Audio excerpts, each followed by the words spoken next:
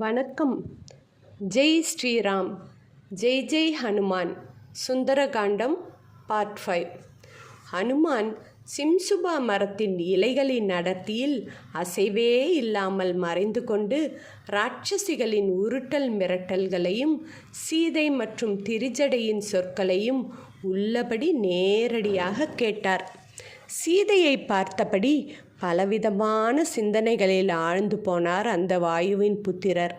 1000 10,000 என கணக்கில்லாத வானரர்கள் எல்லா திசைகளிலும் யாரை தேடிக்கொண்டிருக்கிறார்களோ, சாட்சாத் அவரை நான் கண்டுபிடித்து விட்டேன். எல்லா விஷயங்களையும் நானே நேரடியாக பார்த்துவிட்டேன். ராமனின் பத்தினியான இவருக்கு ஆறுதல் சொல்ல வேண்டியது இப்பொழுது மிக அவசியம். நான் அதை சொல்லப்போகிறேன். இப்பொழுது இவருக்கு நான் ஆறுதல் கூறாமல் சென்றால் அது பெரும் குற்றமாக மாறிவிடும். ஏனென்றால் நான் ஆறுதல் கூறாமல் சென்றால் இந்த அரசகுமாரி ஜானகி தன்னை காப்பாற்றுபவர் யாரும் இல்லாததால் உயிரை விட்டு விடுவார். சீதையை காண ஆவல் கொண்டிருக்கும் ராமனிடம் நான் சீதையை பார்த்து பேசிவிட்டு வந்திருக்கிறேன் என கூறி நாம் அவரையும் சமாதானப்படுத்துவதுதான் முறையான செயல் என நினைத்தார் மாருதி. ராட்சசிகள் பார்த்து கொண்டிருக்கும்போது எப்படி பிராட்டியிடம் பேசுவது? இப்படி ஒரு இக்கட்டில் சிக்கி கொண்டிருக்கிறேனே, இந்த காரியத்தை எப்படி நிறைவேற்றுவேன்? விடுவதற்கு இன்னும் சிறிது நேரம்தான் இருக்கிறது. அதற்குள் நான் ஆறுதல் கூறாவிட்டால் கட்டாயம் அன்னையானவள் எப்படியாவது தன் உயிரை விட்டு விடுவார் என்பதில் சந்தேகமில்லை. மேலும் சீதை எனக்கு என்ன செய்தி சொல்லி அனுப்பினாள் என்று ராமன் என்னிடம் கண்டிப்பாக கேட்பார். நான் இப்பொழுது இவரிடம் என்னை அறிமுகம் செய்து கொண்டு பேசி செய்தியை பெற்றுக்கொள்ளாமல் திரும்பிச் சென்றால் அவருக்கு நான் என்ன பதில் சொல்ல முடியும்? இவரை பார்க்காமல் சென்று ராமனிடம் விவரம் கூறி படையுடன் திரும்பி இங்கு வருவதற்குள் பிராட்டி தன் உயிரை கண்டிப்பாக துறந்து விடுவார். ஆகையால் இனி உள்ள கொஞ்ச கால இடைவெளியில் ராட்சசிகள் அறியாமல் தாயை நான் முதலில் சாந்தப்படுத்த வேண்டும். நானோ இப்பொழுது மிகச் சிறிய உருவத்துடன் இருக்கிறேன்.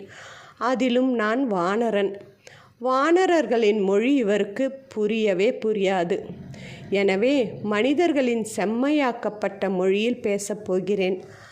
ஆனால் அப்படியே பேசினாலும் என்னை ராவணன் என்று எண்ணி சீதை பயந்து போய்விடுவார். முன்பே பாவம் ராட்சசிகளின் மிரட்டல் பேச்சுக்களால் பயந்து போயிருக்கும் இவர் மறுபடியும் பேரச்சம் அடைந்து விடுவார். என்னை நினைத்தபடி உருவம் எடுக்கக்கூடிய ராவணன் என்று எண்ணி பெரும் கூச்சலிடுவார். உடனே யமன் போன்ற இந்த ராட்சசிகளின் கூட்டம் என்னை சூழ்ந்து கொண்டு பயங்கர ஆயுதங்களை கொண்டு என்னை தாக்கத் தொடங்குவர். பிறகு துணைக்கு அந்த ராட்சசர்களையும் அழைத்து கொள்வர். அவர்கள் என்னை கொன்று விட்டாலோ அல்லது பலர் சேர்ந்து என்னை மடக்கி பிடித்து விட்டாலோ ராமனிடம் திரும்பிச் சென்று விவரம் கூற யாருமே இல்லாமல் போய்விடுவர். வந்த காரியம் கெட்டு போய்விடக்கூடாது. சமுத்திரத்தை தாண்டியதும் வீணாகிவிடக்கூடாது. அன்னை சிறிது கூட திடுக்கிடாதவாறு என் சொற்கள் அன்னையால் கேட்கப்பட வேண்டும். இவ்வாறெல்லாம் யோசித்த மிக அறிவாளியான ஹனுமான் ஒரு தெளிவான முடிவுக்கு வந்தார். தன்னுடைய உருவத்தை காட்டாமல் மரக்கிளையில் மறைந்து உட்கார்ந்து கொண்டு திரிஜடையின் கனவை கேட்டு அச்சத்தால் ராட்சசிகள் உறங்கிக் கொண்டிருந்த வேளையில் ராமபிரானின் கல்யாண குணங்களை சொல்ல ஆரம்பித்தார். அதுவும் முதலில் ராமன் என்று ஆரம்பித்தால் அரக்க பூமியில் ராமன் என்ற பெயர் கேட்கிறதே, அச்சோ ராமனுக்கு ஏதேனும் ஆபத்து நேர்ந்து விட்டதோ என்று சீதை பயப்படுவாளோ என்று தசரதன் என்று ஆரம்பித்தார்.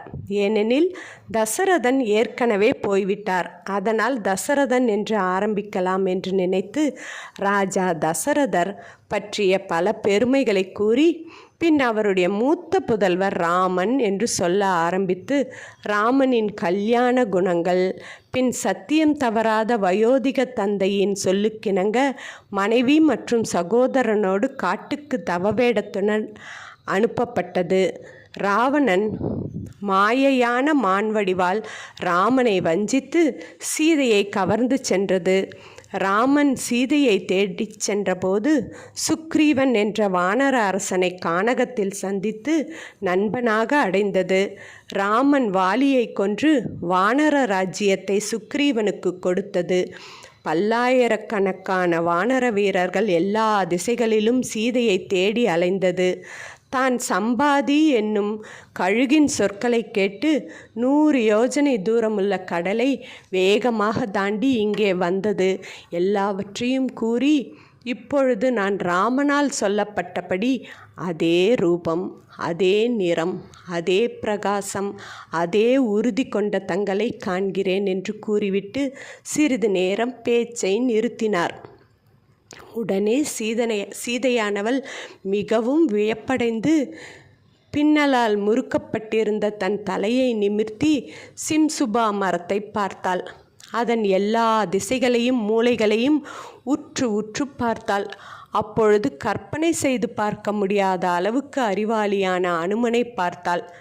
கிளைமறைவில் மறைந்து கொண்டிருக்கும் அவரை பார்த்து சீதை அதிர்ச்சி அடைந்தாள். யார் இது? ஐயோ ராமா, என்ன இது கனவா என பருத்த வளைந்த அனுமனின் முகத்தை கண்டு பெரும் அச்சமடைந்த அவள் மயங்கி விழுந்தாள். சிறிது நேரம் கழித்து சுயநினைவு பெற்ற அவள் சிந்தித்தாள். கனவில் விகாரமான முகமுடைய வானரத்தை பார்த்தேனே, இது எல்லா சாஸ்திரங்களிலும் காணத்தகாதது என்று விளக்கப்பட்டதல்லவா? கனவில் வானரம் வருவது கெட்ட சகுனமாக கருதப்படுகிறது. சோகத்தாலும் துக்கத்தாலும் பீடிக்கப்பட்டிருக்கும் எனக்கு உறக்கம் என்பதே இல்லை. அதனால் இது கனவு அல்ல. ஆனால் நான் எப்போதும் ராமரை பற்றியே சிந்தித்து கொண்டு வெளியே வார்த்தைகளாலும் அவர் பெயரையே கூறிக்கொண்டு இருக்கிறேன். அதனால்தான் அதற்கு தகுந்தாற்போல் வரலாறுகளையும் உருவங்களையும் பார்க்கிறேன். அவ்வாறே கேட்கவும் கேட்கிறேன் போலும். இது மனதில் தோன்றும் வெறும் கற்பனைதான் என்று முடிவு செய்தாள். ஆனால் கற்பனையில் உதிக்கும் பொருட்களுக்கு உருவம் கிடையாது. ஆனால் இவனோ தெளிவான உருவத்தோடு இருக்கிறான். என் எதிரில் நின்று பேசுகிறான். என்ன காரணம் என்று குழப்பமடைந்தாள். அவளின் குழம்பிய முகத்தை பார்த்த ஹனுமான் மரத்திலிருந்து இறங்கி வினயத்தோடு அருகில் சென்று நமஸ்கரித்து தலைமேல் கைகளை கூப்பிக்கொண்டு இனிய குரலில் பேச ஆரம்பித்தார். அவர் சீதைதான் என்று மனதிற்கு தெரிந்தாலும் அதை சீதையின் வாயால் சொல்ல கேட்டு நிச்சயித்து கொள்ள நினைத்தார் பேரறிவாளரான ஹனுமான். எனவே, தாயே, தாங்கள் யார்? தங்கள் கண்களிலிருந்து நீர் ஏன் கொட்டுகிறது? தங்களை பார்த்தால் தேவதையைப் போல் தோன்றுகிறது. தாங்கள் ரோஹிணியா, அருந்ததியா? உங்கள் லட்சணம் மற்றும் ரேகைகளை கொண்டு தாங்கள் ஒரு பட்டத்தரசியாகவோ அல்லது அரசகுமாரியாகவோ இருக்க வேண்டும் என கருதுகிறேன். நீங்கள் ராவணனால் கவர்ந்து செல்லப்பட்ட சீதைதான் என்றால் என்னிடம் கூறுங்கள். தங்கள் ரூபம், தவத்தால் பிரகாசிக்கும் வடிவம் ஆகியவற்றை பார்க்கும்போது நீங்கள் நிச்சயமாக ராமனுடைய பட்டத்தரசிதான் என்று தோன்றுகிறது என்று வினயத்தோடு கூறினார். ராமனின் பெயரை கேட்டவுடன் சந்தோஷமடைந்த சீதை அனுமனை பார்த்து கூறினாள், நான் தசரதருடைய நாட்டுப்பெண், விதேக மன்னரான ஜனகரின் புதல்வி, ராமனின் பாரியை. சீதை என்று பெயர். ராமனின் அரண்மனையில் 12 ஆண்டு காலம் எல்லா சுகபோகங்களையும் அனுபவித்து சுகமாக வாழ்ந்தேன். 13வது வருடம் கைகேயிக்கு தசரதன் தந்த வரத்தால் காட்டுக்கு செல்ல பணியப்பட்டார் என்னவர்.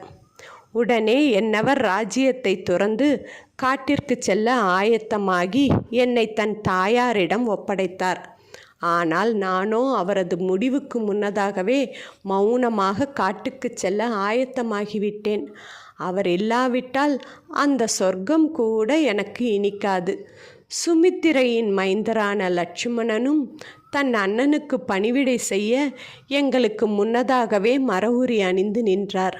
நாங்கள் மூவரும் காட்டுக்கு சென்று வசித்தோம். அங்கு தீய அரக்கனான ராவணனால் நான் கவர்ந்து வரப்பட்டேன். இன்னும் 2 மாதங்கள் எனக்கு கெடு வைத்திருக்கிறான் ராவணன். இந்த 2 மாதங்கள் ஆனவுடன் உயிரை துறப்பேன் என்று விம்மியவாறே கூறினாள்.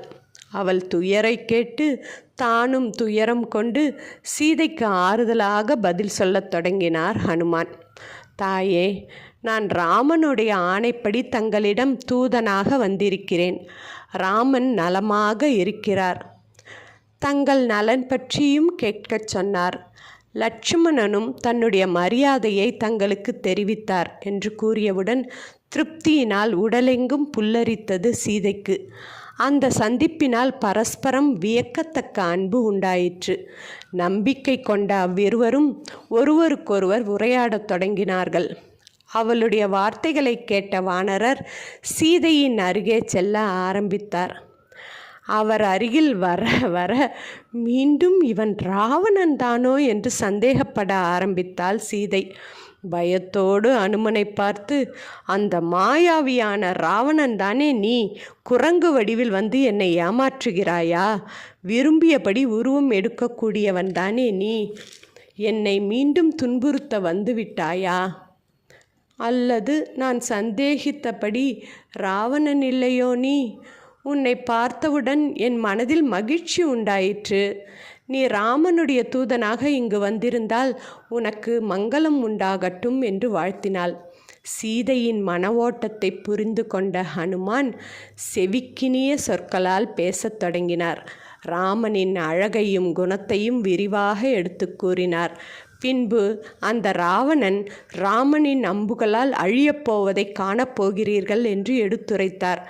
தான் ராமதூதனாகவே வந்திருப்பதாக கூறி, நான் சுக்ரீவனின் மந்திரி, அனுமான் என்ற பெயர் கொண்ட வானரன் என்று தன் பெயரை முதலில் தாய்க்கு கூறினார்.